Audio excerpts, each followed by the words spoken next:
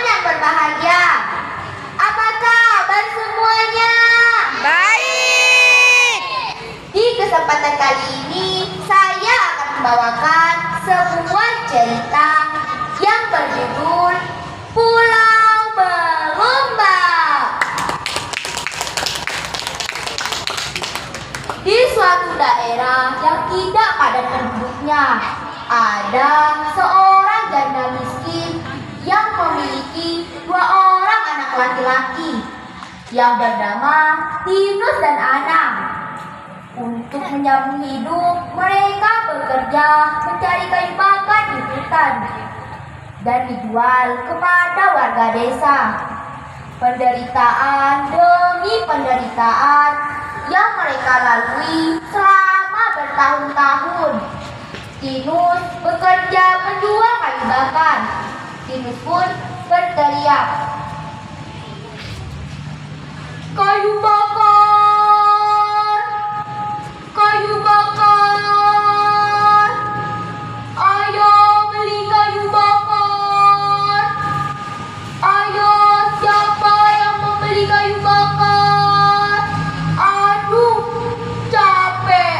Tidak ada yang mau membeli kayu bakar aku. Apa aku merantau saja ya? Aku ingin merubah nasib aku. Siapa tahu aku menjadi orang yang kaya raya dan menjadi orang yang sukses."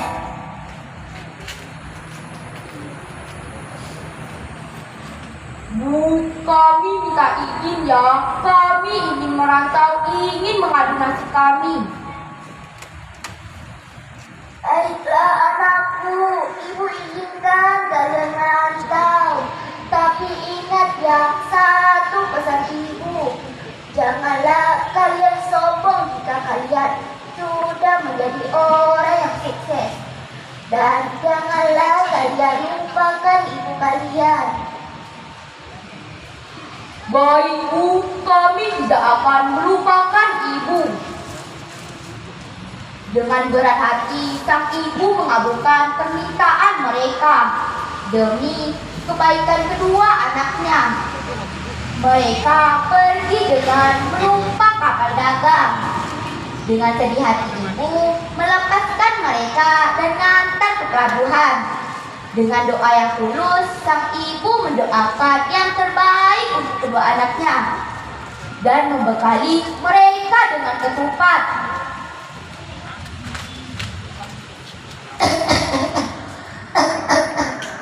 "Nah, ini ketupat dari ibu untuk kalian bekal di jalan. Jika kalian lapar, makanlah ketupat ini." "Baik Bu, kami akan memakan ketupat ini jika kami lapar."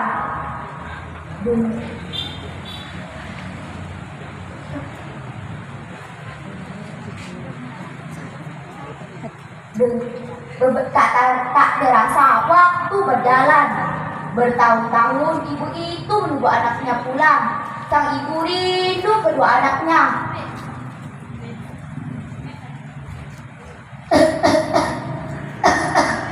"Nak, kalian di mana? Ibu rindu, nak. Ibu rindu. Ibu sakit, nak." Di usianya yang semakin tua hingga sang ibu sakit-sakitan dan badannya menjadi ringkih dan tak berdaya. Namun semangat yang dimilikinya, beliau masih semangat bekerja untuk menyambung hidupnya. Kira-kira apa yang terjadi di daerah perantauan sana? Kalau penasaran, mari dengari cerita ini. Sementara itu, di lain tempat di daerah perantauan, kedua saudara itu menjadi orang yang sukses. Mereka menjadi orang yang kaya raya dan juga memiliki kapal yang cukup megah serta memiliki istri yang cantik jelita. Tiba-tiba mereka teringat kampung halamannya. Lalu keduanya pulang menaiki kapal yang megah. Mereka menyusuri sungai Kapuas dan tibalah di daerah Sanggau. Tetangga memberitahu sang ibu kalau anaknya telah pulang. "Mak tua! Oh, Mak tua! Anakku sudah pulang. Mereka menjadi orang yang kaya raya."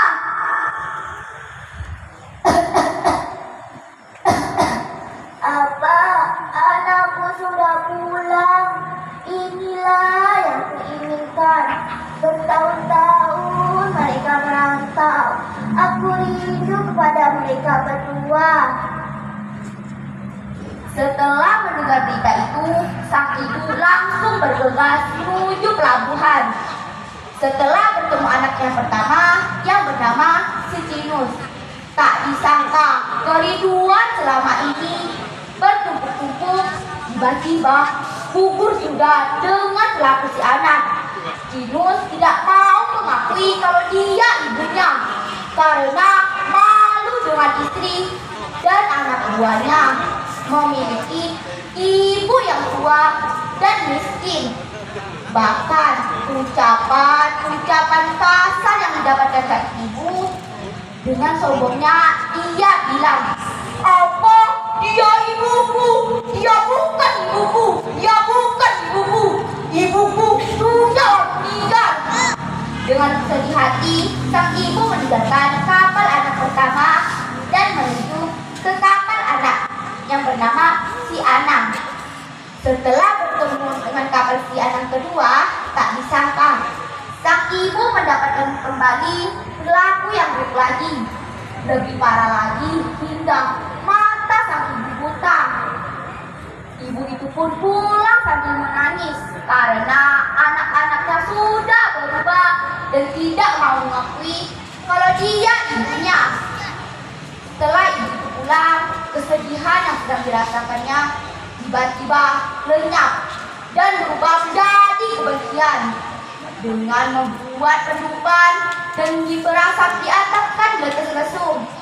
Lalu ibu itu naik ke atas lesung dan berucap, "Jika memang dia anak-anakku dan aku yang menyusui mereka berdua, maka datangkanlah bala bencana kepada mereka berdua." Doa ibu tak terhalang dan langsung terkabul. Dengan tiba-tiba angin mulai bertiup kencang. Semakin lama angin itu semakin kencang. Dengan disertai awan hitam yang cukup tebal, petir pun menyambar-nyambar dengan gelegarnya. Tuan! Tuan! Angin besar itu menggulung semua yang ada di dekatnya, termasuk kapal kedua anaknya itu yang masih berada di tengah Sungai Kapuas. Kedua kapal itu terangkat ke atas, disapu oleh air dengan kekuatan yang begitu besar hingga kedua kapal itu terlepas. Tidak ada satupun yang selamat. Bahkan seorang dari awak kapal tidak ada yang selamat.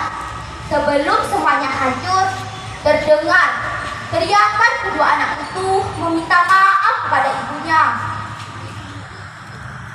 "Bu, maafkan kami, Bu. Maafkan kami, Bu. Maafkan kami, Bu. Kami memang anak-anak yang durhaka. Maafkan kami, Bu." Namun semua sudah terlambat. Nasi sudah menjadi bubur.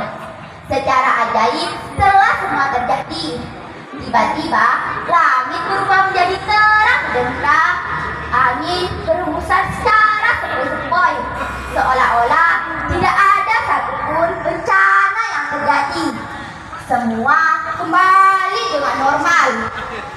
Setelah beberapa tahun kemudian, muncullah dua pulau yang sedang berlomba di tengah Sungai Kapuas yang bernama Pulau Berlomba atau Pulau Berlomba, yang menjadi saksi dahsyatnya doa seorang ibu.